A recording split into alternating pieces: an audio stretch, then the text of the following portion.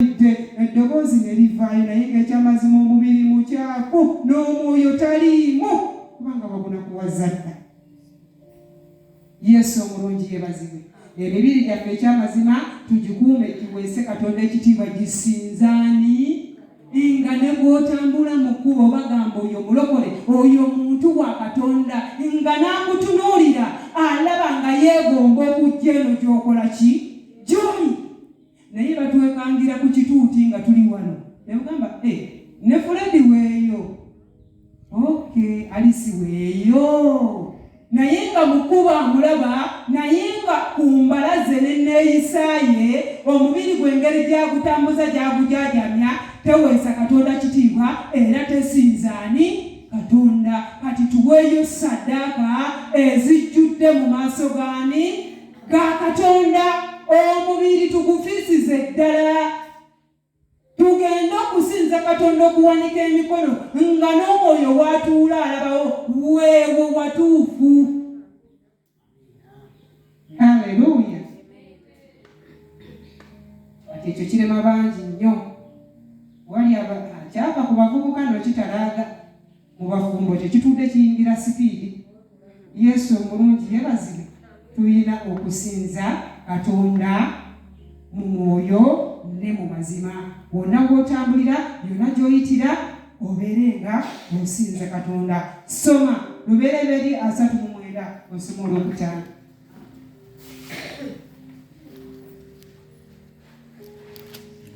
Lubereberye 3:9 olwokutaano. Awo olwatuuka we yamala okumufuula omulabirizi w'ennyumba ye era owa byonna bye yalina, Mukama n'alyoka agiwa ennyumba y'Omumisiri omukisa ogwa Yusufu. Omukisa gwa Mukama ne guba ku byonna bye yalina eby'omu nnyumba n'eby'omu nnimiro. Olw'omukaaga n'aleka byonna bye yalina mu mukono gwa Yusufu, n'atamanya kintu ekyali naye wabula emmere gye yalyanga. Era Yusufu yali mulungi n'amaaso ge nga gakusanyusa. Awo olwatuuka oluvannyuma lw'ebyo, mukazi wa mukama we n'atunuulira Yusufu n'ayogera nti sula nange. Naye n'agaana n'agamba omukazi wa mukama we nti, laba mukama wange tamanyi ebiri nange mu nnyumba, era yateeka byonna by'alina mu mukono gwange. Tewali ansinga nze obukulu mu nnyumba muno, so teyasigaza kintu obutakimpanze wabula ggwe, kubanga oli mukazi we. Yesu omulungi yeebazibwe.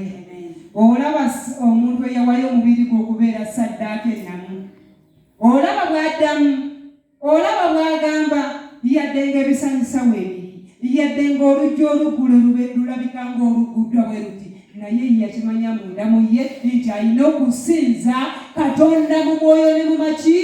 Yadde nga bali mu nnyumba bali babiri ne mukazi wa bosi we, akimanyi nti mukazi wa bosi we ayinza obutamuloopa kuba bw'amuloopa, naye aba amutegedde.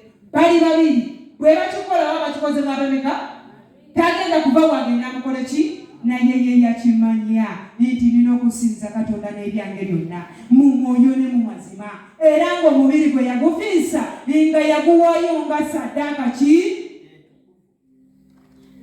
Teyayinza kubigobera, teyayinza kukikola.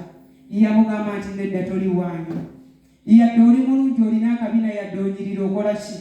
Lumu nabuuza omuntu omu naye lwaki mwenda tali kuno, namubuuza lwaki oyagala n'omukazi n'omuvaakate n'oyagala oli, yanziramu ansa ye, yaŋŋamba oba olya oba naye ogenda okulaba owakabina, n'olaba ng'oli wakabina. Kati n'owakabina oba omaze okumulaba ogenda okulaba owakatuli mu ttama ng'asesa akanyakaze. Ngambako kati temugenda kubamalayo munsi, togenda bakuŋŋanya obamalayo, kuba bw'onoobeerawo ng'olaba n'asunsudde oluviiri nga lukunyumiranga naye wuuyo. Ze ansa ze yakola ki? Ze ansa ze yamba. Yesu omulungi yeebazibwe. Kati noono omuvubuka ono yali wa ddembe okukimanya nti kale Katonda nja kuddayo eri, mugambe nti Mukama osambidde ku katuuti, ku kyaki bwe n'atuuka nja kwewombeka mugambe nti Mukama okoze ki? Osambidde. Naye yakimanya nti bwe mba nakkiriza Katonda Katonda era nga nsuubira okumuwa ssaddaaka ennamu, omubiri gwange nagufiisa, sigenda kweyonoonesa ekitali kyange si kiki si kyange, sigenda kukikola. Kati Katonda kiki kyatwagaza baana ba Katonda? Yesu omulungi yeebazibwe. Olwo tuba tuli mu kusinza Katonda, kubanga ensi yeetunula. Naliko mu baana abamu nga ndi mu kisulo, essomero lyalifu lyali ddanka.